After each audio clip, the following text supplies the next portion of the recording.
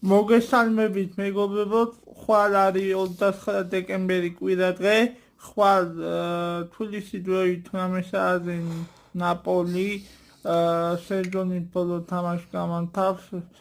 და მე მინდა ვთქვა, რომ ქართველს არ ქონდა ისე კარგი სეზონი, ხვიჩა კვარაცხელიას როგორც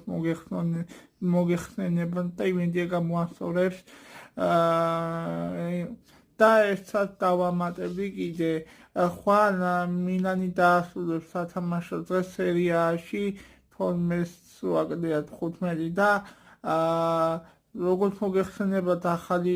წელი მოდის უკვე და გილოცავთ კიდე ერთხელ დამდეგ 2025 წელს და იმედია ნაპოლი დაასრულებს პირველ ადგილზე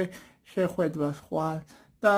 მე მინდა აქტიურად შემოკარგებო და გამოიწერეთ ჩემი არხი, რათა